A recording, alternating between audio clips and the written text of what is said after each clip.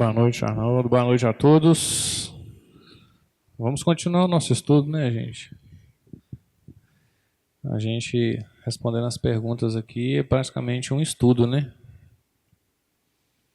Bom, assim como a gente faz aqui na Terra, nós temos as nossas histórias, os nossos contos, os nossos folclores. Humberto de Campos, que ficou conhecido aqui na Terra como um literato brasileiro, né? Ele escrevia livros, poesias, desencarnou e através da psicografia de Francisco Cândido Xavier trouxe para nós vários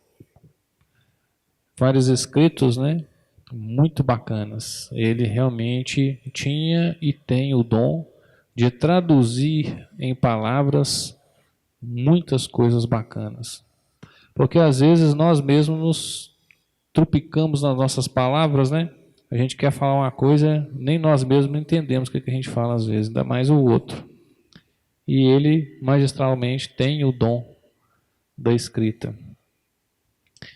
E ele trouxe para nós, através das mãos do Chico, esse livro aqui que chama Boa Nova, né, que chama Evangelho. E ele fala que, escutando no plano espiritual as histórias também sobre Jesus, porque lá também se conta histórias sobre Jesus, ele resolveu coletar algumas dessas histórias e trazer para nós. E essa passagem do Evangelho, que se encontra no Evangelho de Mateus, onde o Cristo teria dito, não julgueis para não seres julgados, e ele colheu no plano espiritual, como é contado no plano espiritual, e trouxe para nós, contextualizando essa passagem do Evangelho, né?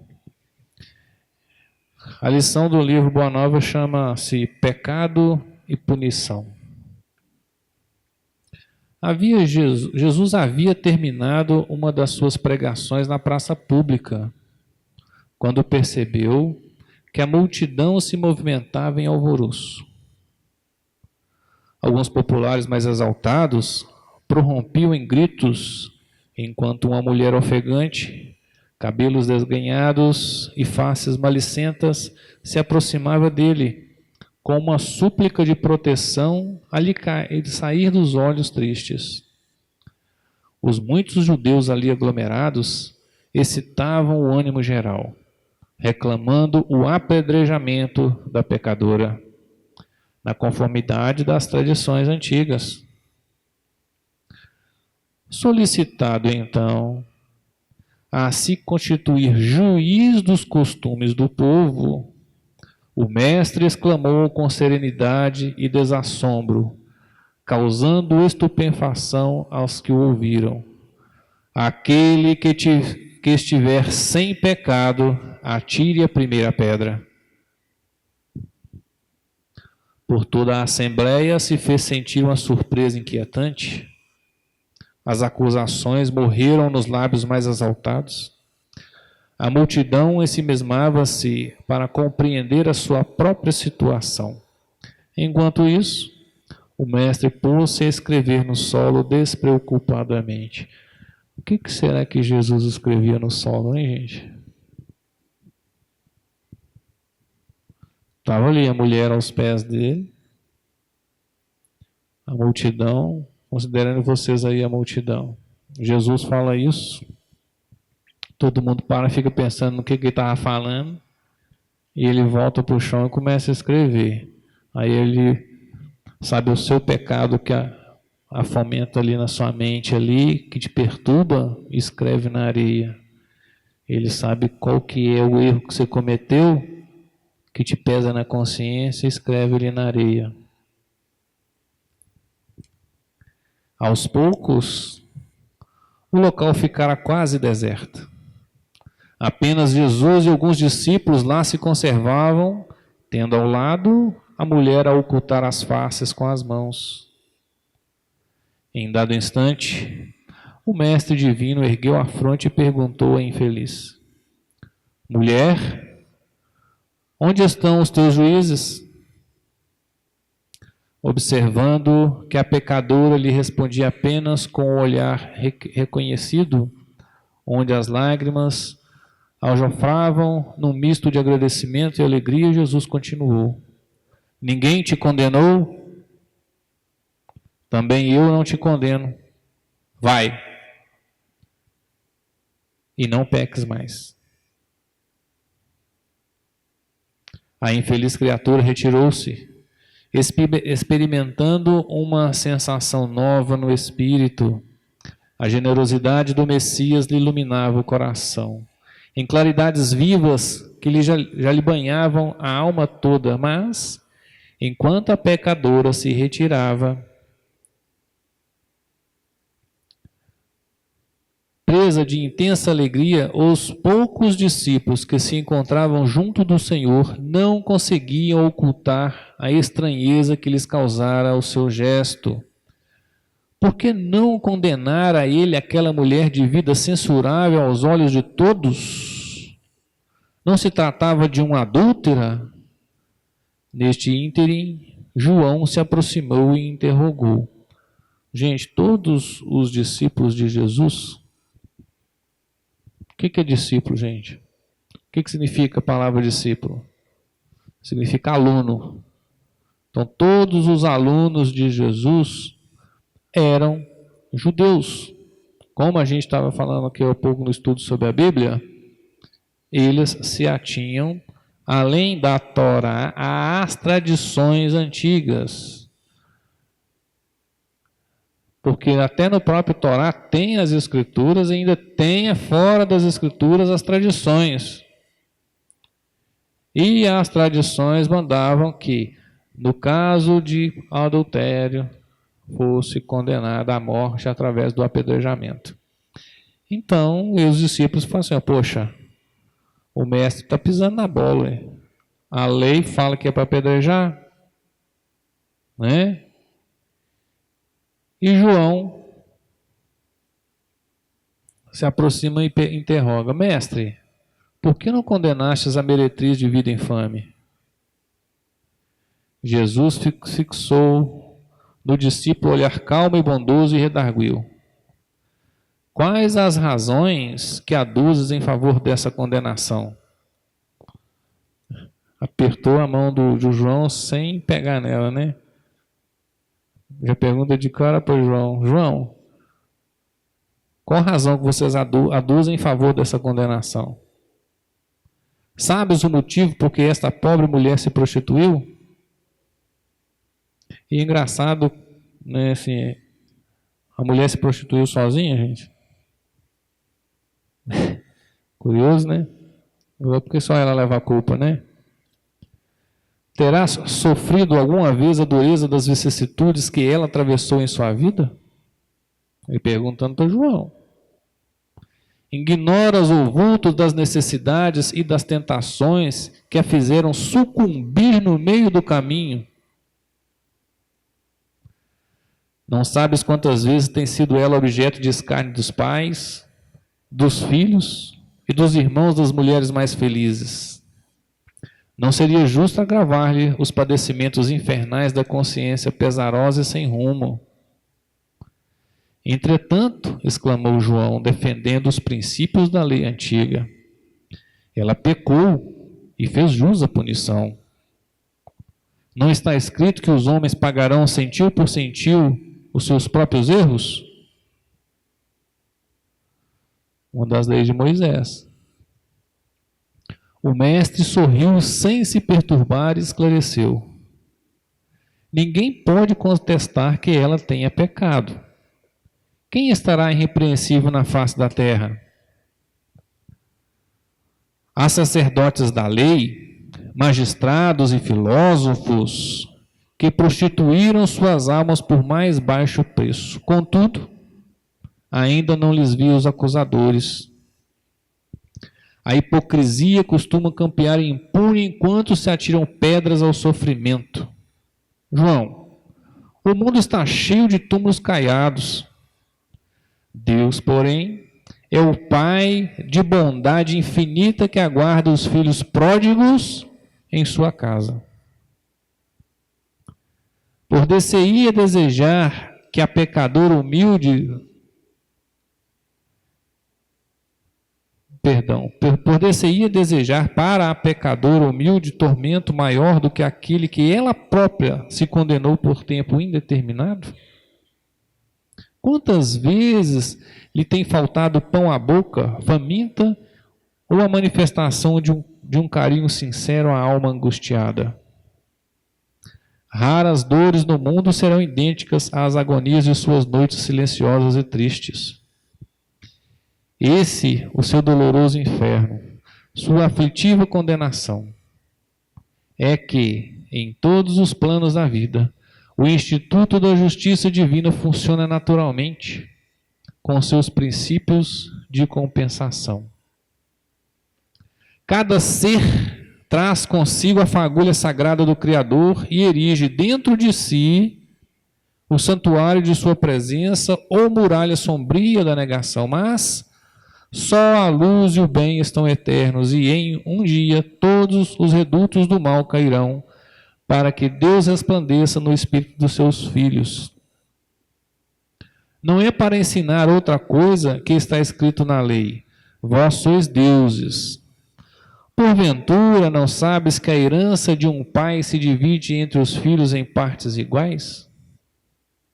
As criaturas transviadas são as que não souberam entrar na posse do seu quinhão divino, permutando-o pela satisfação dos seus caprichos, ou desregramento, ou no abuso, na egolatria ou no crime, pagando alto preço pelas suas decisões voluntárias.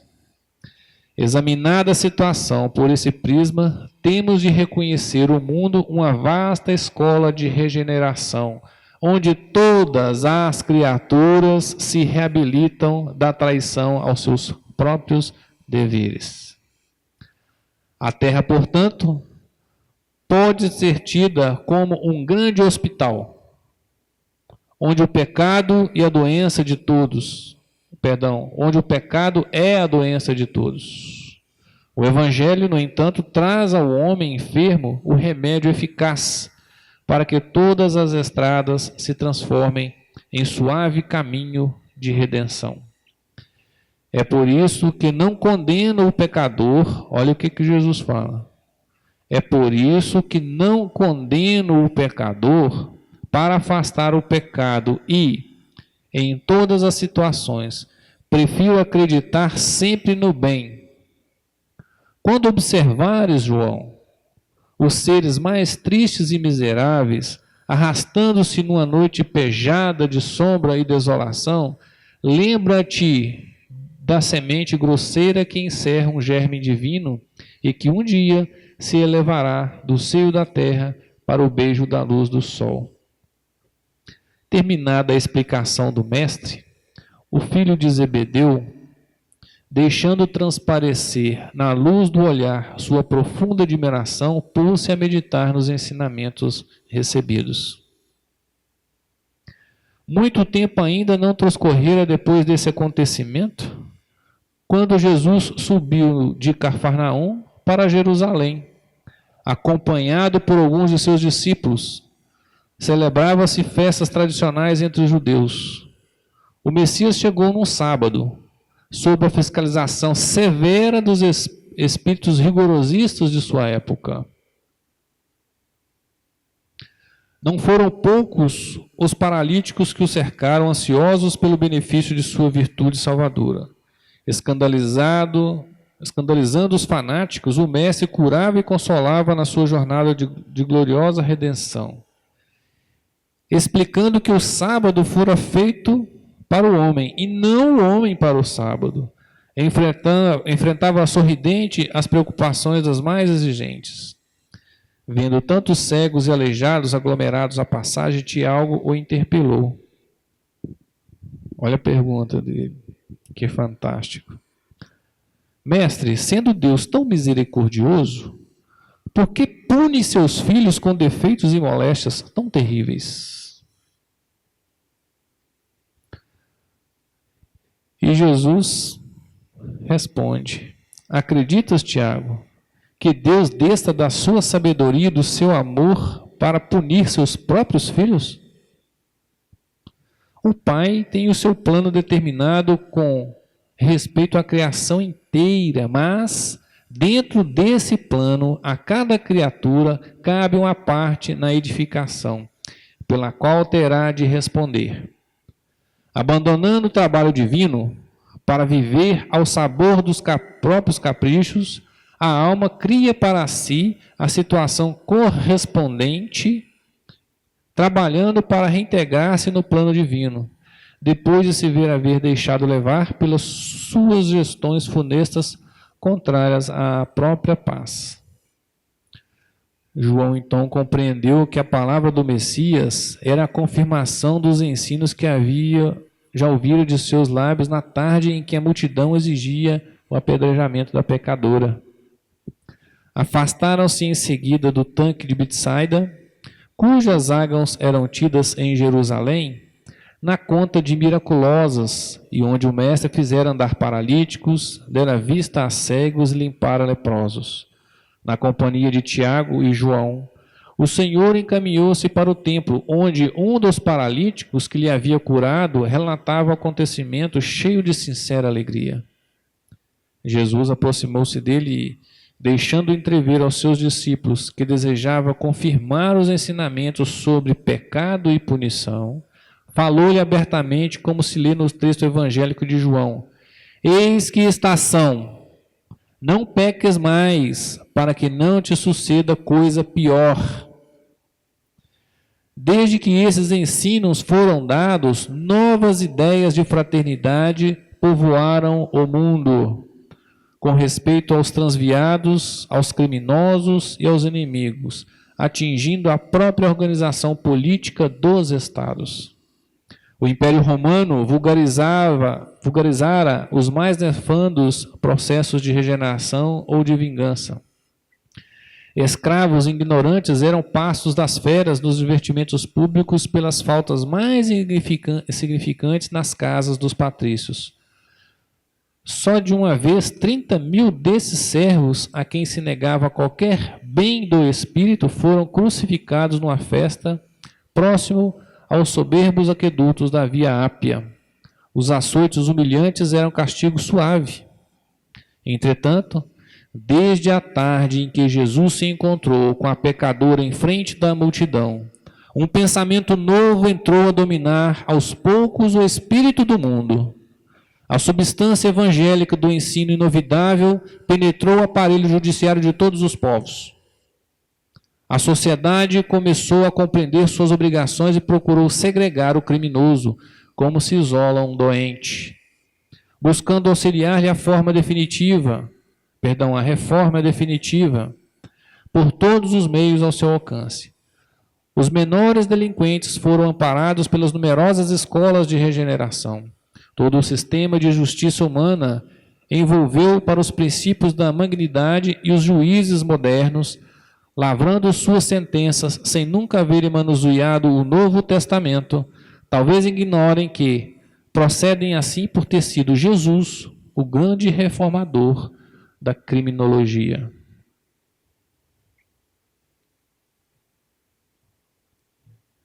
É uma leitura fantástica e muito rica. Humberto vem contextualizando aqui para nós o ensinamento que Jesus deu à época e como isso revolucionou a nossa questão de julgamento, não é? Melhorou? Melhorou, né? Mas hoje ainda, se uma pessoa às vezes comete alguma coisa na sociedade e alguém chega acusando e mostrando o que aquela pessoa fez, quase sempre a maioria de nós nos exaltamos e às vezes queremos até linchar aquela pessoa. sem nos aprofundar realmente no que aconteceu.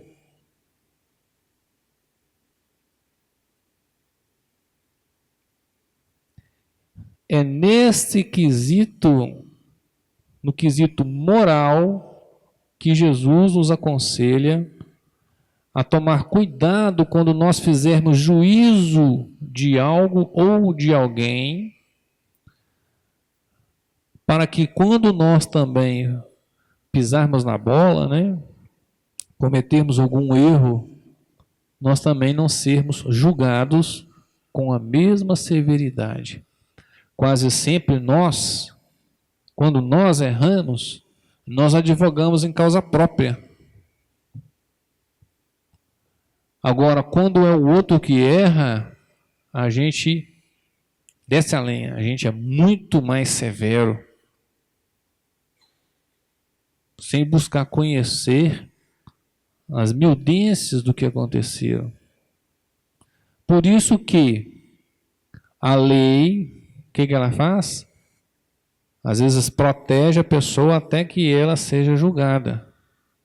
Certa feita, não sei se todos conhecem aqui, Haroldo Dutra, ele é juiz. E numa entrevista,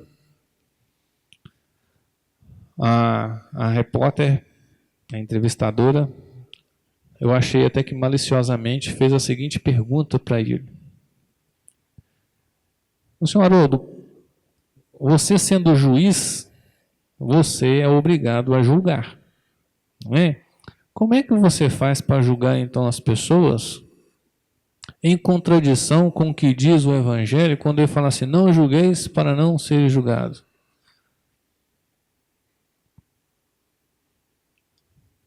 Eu acho que ela queria colocar ele na saia justa, né? Mas olha o que o Haroldo, de forma tão serena, respondeu para ela, falou assim, eu nunca julguei ninguém. Eu estudo o caso, julgo o fato. O fato ocorreu, é comprovado. Eu julgo os atos da pessoa. Jamais eu confundo os atos com o ser humano, com a pessoa. E de acordo com a lei, eu dou apenamento. Agora, o que a gente costuma fazer e que Jesus nos chama a atenção é isso. A gente não deve julgar o ser humano. A gente não deve condenar o ser humano, porque todos nós somos passíveis de erros.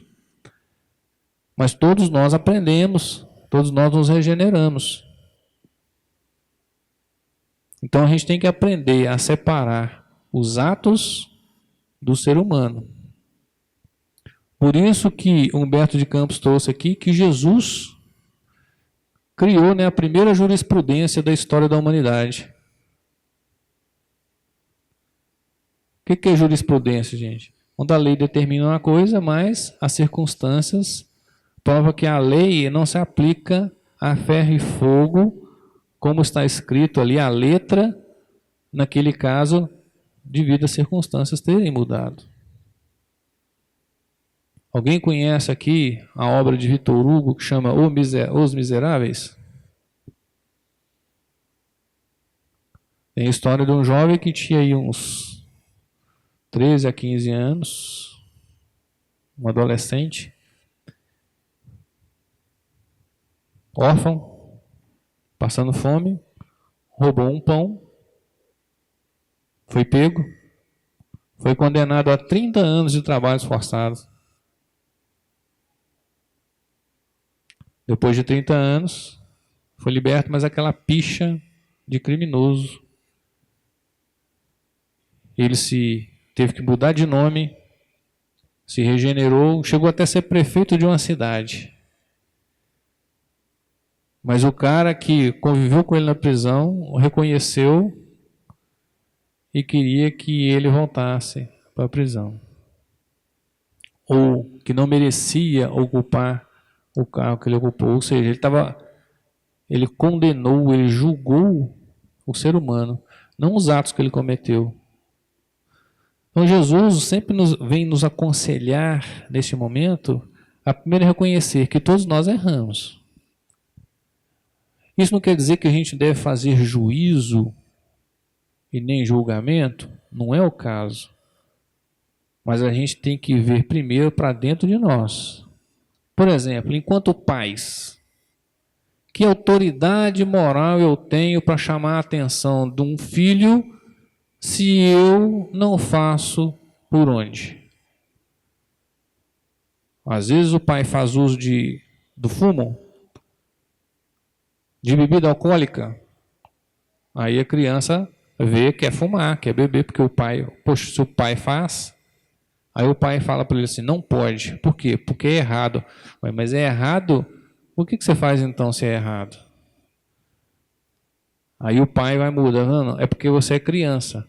Mas o dia que a pessoa cresce, que o pai vê e fala assim, não quero que você fuma, mas por quê? Eu não sou mais criança. Se a gente fosse observar os evangelhos, Jesus sempre, antes de falar, ele fazia, estava fazendo. Então, primeiro, Jesus educava os seus alunos, os seus discípulos, pelo exemplo, pela sua conduta, para dar embasamento moral. Depois que ele explicava, o que você está fazendo, mestre? Por que você está fazendo isso? Que ele explicava. E nós temos que nos ater a isso. Só que nós temos, eu falo que é doença. A doença do orgulho, do egoísmo e da vaidade. Outro dia, eu tenho 3 filhos. Outro dia eu estava conversando com o meu caçula, estava eu e ele sozinho na cozinha. Aí eu estava com os pensamentos no Evangelho. E aproveitei a situação, dado umas perguntas que ele estava me fazendo também. Ele tem 7 anos. Aí eu falei com ele assim, olha, se eu te der aqui agora aqui um bombom, um chocolate, você vai ficar feliz? Aí ele regalou o olho assim, né? Falou assim, eu vou, lógico, eu vou ficar muito feliz. E se eu te der um chocolate aqui, e pegar e der 2 aqui para o seu irmão Caio, você vai ficar feliz? Ele, não vou ficar feliz não. Mas por quê? Mas porque você me deu só um e vai dar 2 para ele? Aí eu falei para ele assim, olha, mas você não tinha nada. Você não tinha nenhum chocolate, ganhou um, ficou feliz. Você vai destruir a sua felicidade só porque o outro ganhou 2? Isso, gente, é egoísmo enraizado na gente. E o orgulho? Certa feita eu cheguei para fazer um estudo na casa espírita, um estudo semanal que eu faço. Antes de mim tinha um estudo também. E tinha um senhor lá, mais velho, que fez parte do movimento espírita durante muito tempo. Parece que agora está mais afastado. E eu cheguei, eu senti aquela energia, aquele alvoroço danado. E isso tinha sido causado por esse senhor. Aí estava todo mundo oriçado, né? E eu escutei ainda um pedacinho da conversa. E ele falou que era bom, só no período que eu cheguei, do interregno entre que um colaborador do trabalho saía e eu assumia. Questão aí de uns 15 minutos. Ele falou que era uma pessoa muito boa, que é isso, que é aquilo. Aí eu chamei a atenção, pessoal, vamos fazer uma prece aqui para a gente iniciar o estudo, que o nosso tempo é curto. Aí na hora que eu falei isso que o pessoal acerenou a voz, ele já levantou a mão pedindo para falar. Aí eu fiz assim, espera aí, né? Fiz a prece, terminei a prece, ele já levantou a mão de novo. Eu falei assim, espera aí. Aí eu falei assim, gente, eu não sei o que vocês estavam estudando, o que vocês estavam discutindo aí, mas eu vi uma palavra aqui de que sou uma pessoa boa, e isso me deixou curioso. Porque lá no Evangelho de Mateus,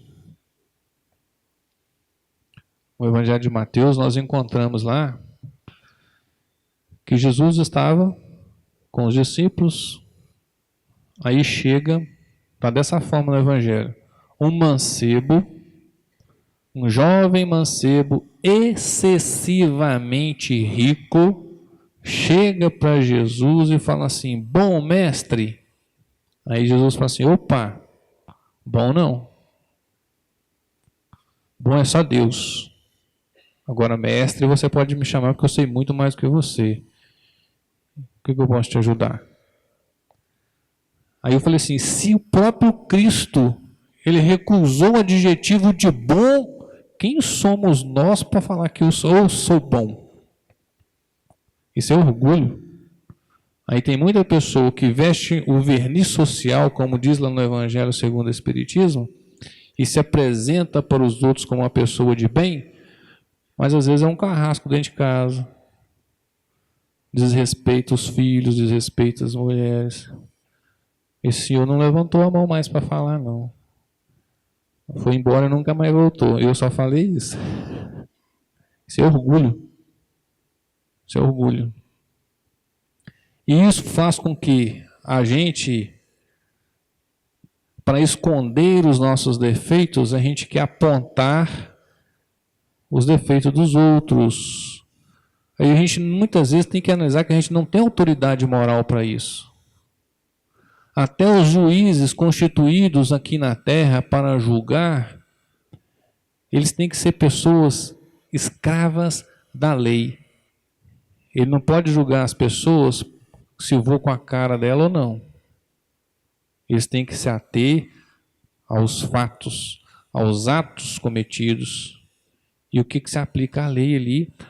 Uma forma de tentar reformar as pessoas, reeducar as pessoas. Quanto a nós, a gente tem que ter muito cuidado com isso. Primeiro, olhar para nós mesmos. Quem aqui reza o Pai Nosso? Vocês rezam o Pai Nosso todo dia? Vocês já prestaram atenção no que vocês falam no Pai Nosso? Ou vocês rezam igual papagaio? A minha bisavó tinha um papagaio que ela ensinava ela a rezar o Pai Nosso e a Ave Maria. Tem muitos de nós que rezam igual papagaio. Não presta atenção no que fala ali, não.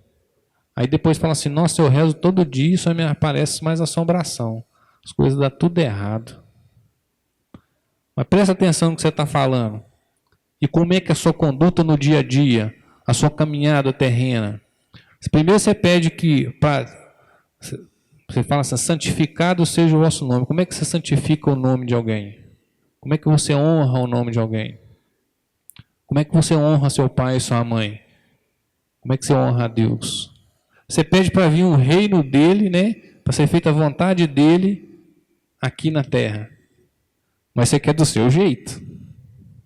Eu quero do seu jeito. Você pede para ser perdoado dos seus erros,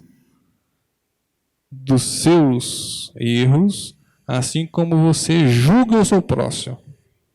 Como você perdoa o seu próximo. Olha o que você pede. A gente perdoa o nosso próximo? De que jeito que a gente perdoa? Não quer ver nem pintado de ouro, né? Olha o que você está pedindo, gente. Jesus deu uma ferramenta fantástica para a gente entrar em conexão com o Pai através dessa oração. Mas as palavras que ele colocou para a gente falar ali não é à toa, não. Aí como é que você pensa, como é que você age com o seu dia a dia? A nossa vida, ela, quando diz aqui, ó, Jesus fala que eu não julgo ninguém. Sabe por que eu não julgo? Porque Deus deu o privilégio de cada um aprender com as suas próprias escolhas, colhendo o fruto daquilo que planta, para ser merecedor das suas próprias conquistas. A gente pede o pão nosso de cada dia. Só que um pão só não serve, não. Né? Você quer um banquete. Você quer uma vida de luxo. Tudo que você quisesse ter o mundo inteiro aos seus pés, você teria. E olha o que você pede: o pão nosso de cada dia. Então a gente tem que prestar atenção no como é que a gente conduz a nossa vida e o que a gente deseja. Olhar que a nossa condição moral antes de julgar o outro. A gente primeiro tem que saber dar o exemplo.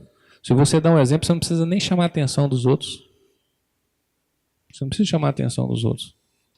Agora, quando for preciso, sim. No Evangelho segundo o Espiritismo, os Espíritos falam assim, mas a gente então quer dizer que não deve chamar a atenção de ninguém, não? Não, você deve, se for para o bem da pessoa, sim. Chamar a atenção. Não acusar e condenar. A gente tem que prestar bastante atenção nisso. Porque a vida é assim, via de mão dupla, né? Eu não sei se alguém também conhece esse livrinho aqui, ó, do Neo Lúcio, através da psicografia do Chico também.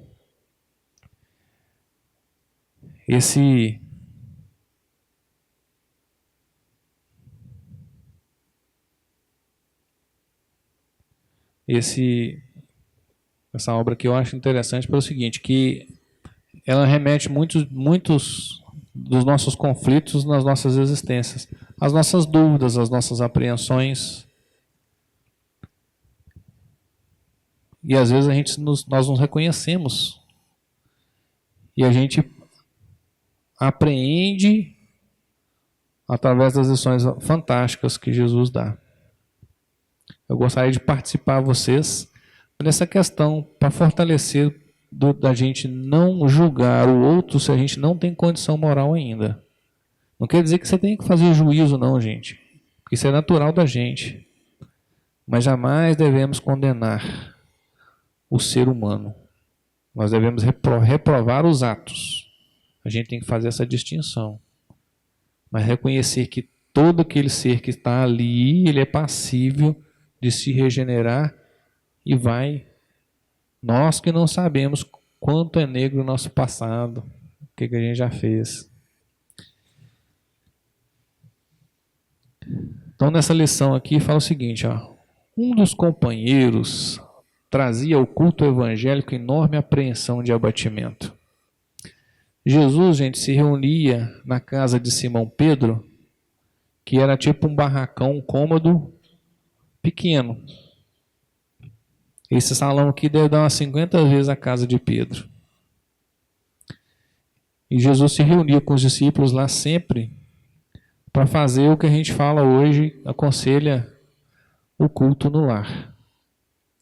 E um dos companheiros trazia, nesse culto, enorme expressão de abatimento. Ante as indagações fraternas do Senhor, esclareceu que fora rudemente tratado na via pública. Vários devedores, por ele convidados a pagamento, responderam com ingratidão e grosseria. Não se internou o Cristo através da consolação individual, mas exortando evidentemente todos os companheiros na rua benevolente. Então, um discípulo reclamou, falou assim, olha, eu fui esculachado, escorraçado na via pública, tratado com falta de educação, e estava muito amolado com aquilo. Falou isso no culto e Jesus, em vez de falar só para ele, falou para todo mundo. Um grande explicador dos textos de Jó, possuía singulares disposições para os serviços da compreensão e da bondade e, talvez por isso, organizou uma escola em que pontificava com indiscutível sabedoria. Então, o explicador dos textos de Jó, assim como a gente está fazendo aqui agora, se pontificou a montar uma escola e ele ensinava as pessoas a entender o texto de Jó. Amparando, certa ocasião, um aprendiz irrequieto que frequentes vezes se lamuriava de maus tratos que recebia na praça pública. Olha, ó, o discípulo estava reclamando de Jesus, reclamando dos maus tratos na rua, na via pública. Aí Jesus narra que esse aluno também desse ensinador, desse tutor, também reclamava várias vezes sobre os maus tratos que recebia. Saiu pacientemente em companhia do discípulo pelas ruas de Jerusalém, implorando esmolas para determinados serviços no templo. Então ele pegou o discípulo e falou assim, vamos lá, vou com você hoje. Aí foram andar pela rua pedindo esmola para serviços do templo, A maioria dos transeuntes dava ou negava, com indiferença, mas, numa esquina movimentada, um homem vigoroso respondeu-lhes a rogativa com aspereza e zombaria. O mestre tomou o aprendiz pela mão e ambos o seguiram cuidadosos. Ou seja, se for pedir um esbravejou, brigou, estava azedo, né? E o mestre foi e falou assim, não, vamos seguir, vem comigo. Não andaram muito tempo e viram-no cair ao solo, ralado de dor violenta, provocando socorro geral. Verificaram em breve que o irmão irritado sofria de cólicas mortais. Demandaram adiante, quando foram defrontados por um cavalheiro que nem se dignou responder-lhes a súplica, endereçando-lhes tão somente um olhar rancoroso e duro. O orientador e tutelado acompanharam-lhe os passos. E, quando a estranha personagem alcançou o domicílio que lhe era próprio, repararam que compacto grupo de pessoas chorosas o aguardavam. Grupo esse ao qual se uniu em copioso pranto, informando-se os dois de que o infeliz retinha no lar uma filha morta. Prosseguiram esmolando na via pública e, a estreito passo, receberam fortes palavrões de um rapaz a quem se havia dirigido. Retraíram-se ambos, em expectativa, verificando depois de meia hora de observação que o mísero não passava de um louco. Em seguida ouviram atrevidas frases de um velho que lhes prometia prisão e pedradas, mas, decorridas algumas horas, souberam que o infortunado era simplesmente um negociante falido, que se convertera de senhor em escravo, em razão de débitos enormes. Como o dia declinasse, o respeitável instrutor convocou o discípulo ao regresso e ponderou: guardastes a lição? Aceita a necessidade do entendimento por sagrado imperativo da vida. Nunca mais te queixes daqueles que exibem expressão de revolta ou desespero nas ruas. O primeiro que nos surgiu à frente era enfermo vulgar. O segundo guardava a morte em casa. O terceiro padecia loucura e o quarto experimentava falência. Na maioria dos casos, quem nos recebe de mau humor permanece em estrada muito mais escura e mais espinhosa do que a nossa. E contemplando o ensinamento, terminou o Senhor diante dos companheiros espantados. Quando encontrarmos os portadores da aflição, tenhamos piedade e auxiliemo-nos na reconquista da paz íntima. O touro retém os chifres, por não haver atingido ainda o dom das asas. Reclamamos comumente contra a ovelha que nos perturba o repouso, balindo atormentada. Todavia, raramente nos lembramos de que o pobre animal vai seguindo sob o laço pesado a caminho do matadouro.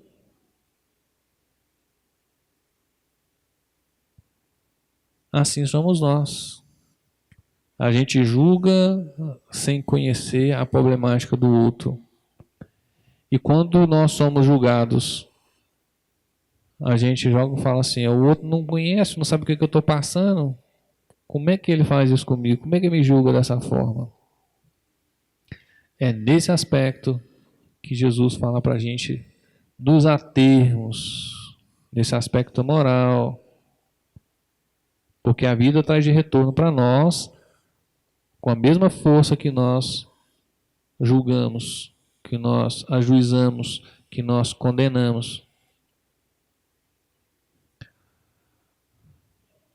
No trânsito, para quem dirige aí, é uma beleza, né? Para a gente julgar e já ir falando os impropérios. Certa vez aconteceu um episódio comigo num trabalho mediúnico o seguinte. Manifestou-se uma mulher. Sabe daquelas vizinhas que vivem na janela? Vendo a vida dos outros. Quase sempre os mais ferrenhos acusadores Os juízes de plantões, os julgadores, são aqueles que não cuidam da própria vida. Então a vizinha, uma jovem, via a jovem, e ela tinha começado a namorar, muito certinha, mas a vizinha espalhou que a moça não era mais virgem. O que aconteceu? Primeiro foi o término do namoro. Porque o cara falou assim, ué, se ela não é mais virgem, não foi eu? Então quem foi? Cascou fora. Na época, era muito mais complicado, né? O que o pai fez? Botou a coitada para fora de casa. O que aconteceu com ela? Ela foi ser aquilo que ela não era.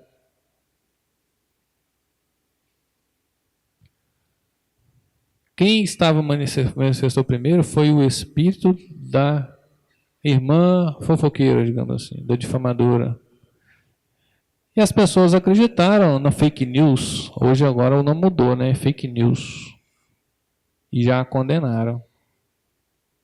Até os pais. Só que como é que ficou a consciência dessa pessoa que difamou? Tanto é que estava lá. Depois aí, ó, de décadas e décadas da vida terrena, fora a vida do desencarne. Com a consciência pesada. Pelas consequências dos atos. Já viu aquela história? A flecha lançada, a pedra atirada, não tem volta não.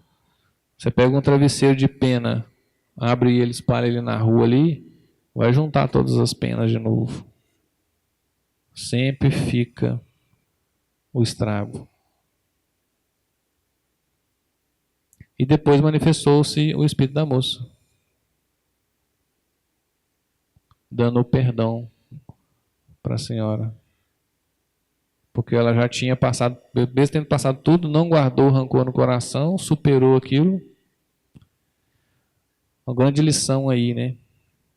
Para a gente não cometer adultério, que adultério não é só a questão sexual. Às vezes a gente acha que adultério é isso. Não, mas tudo aquilo, toda a verdade que a gente adultera é pecado do adultério. Se você escuta uma coisa, você aumenta, como diz o nosso Márcio. Se você conta, aumenta um ponto ou tira um ponto, você está cometendo adultério. Então, a gente nunca deve, quando a pessoa chega queixando para a gente de um outro, a gente nunca deve comprar as dores dela para nós. Porque a gente está só vendo só um lado da versão. E se você compra aquilo ali e passa a julgar, você pode estar cometendo um grave erro. Então a gente tem que aprender a fazer essas distinções, com muito cuidado, com muito carinho. Deus não gosta que, como diz aqui na segunda parte de Humberto Campos traz, Deus não quer punir ninguém, não pune ninguém. Quando o Tiago fala assim, mas por que Deus deixa os seus filhos nascerem aleijados, nascer dessa forma, isso, aquilo, outro? São das nossas próprias condutas, das nossas próprias escolhas. No livro Ação e Reação, um instrutor de André Luiz, eles analisando um caso de uma pessoa que tinha cometido um assassinato, quando encarnado. Aí aqui, o instrutor fala, aqui na Terra, comumente a gente fala assim, o criminoso sempre volta ao local do crime. Mas lá, analisando o caso, eles viram que a consciência, o criminoso, todo aquele que comete o crime, a gente fala assim que as pessoas, não, fulano não tem consciência não. Aquilo ali fica na cabeça. A gente acha que a pessoa tem paz, ela não tem paz. Ela está sempre revivendo aqueles momentos. Porque sabe que é errado, gente. No caso aqui da mulher adulta, que Jesus falando assim, ó, você sabe o que motivou ela a fazer isso? A cometer o erro? Outro exemplo que aconteceu comigo, a gente foi fazer uma certa feita o culto no lar da casa de um casal e eles tinham um filho único. E o pai desse menino, ele sempre condenava os jovens que faziam uso de drogas, os noiados, por aí. E em determinado momento, na empresa dele começou a sumir as coisas. Foi até ele pegar o próprio filho roubando dele na empresa. E o filho dele tinha se envolvido com drogas. Aí ele se viu no lugar dos pais e das mães que tinham os filhos com essa problemática. Tinha até uma das perguntas aqui que falava assim, né? Quando a gente em família, uma pessoa que não aceita conselhos, o que fazer? Primeiro dá um exemplo. Mas cada espírito é um espírito que precisa viver suas próprias experiências. É fácil, às vezes, a gente para julgar. Aquilo lá é um criminoso, assim, assado, um assassino, um drogado. Poxa, mas ele também tem um pai, ele tem uma mãe que muitas vezes fez de tudo para que ele não entrasse naquela vida. E quanto que é doloroso para um pai e para uma mãe ver um filho nessa situação? Às vezes a gente conversa com os espíritos desencarnados, eles não querem nem saber da mãe, principalmente, que eu acho que uma das coisas das pessoas, a última pessoa que a gente gostaria de decepcionar nas nossas vidas é as nossas mães.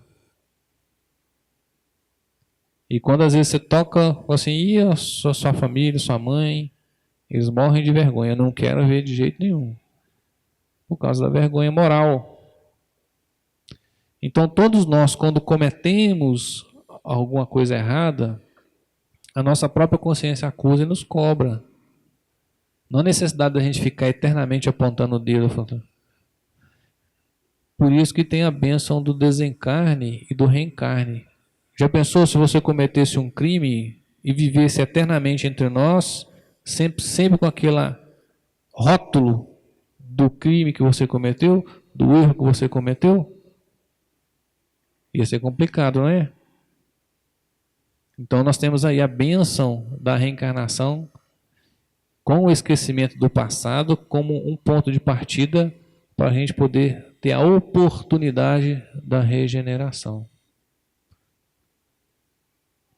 Eu gostaria de agradecer para vocês aí a paciência de nos ouvir e que esse estudo de hoje possa fomentar em nós essa capacidade que é difícil. Como eu falei, uma doença que nós temos e que nós temos que vencer aos poucos.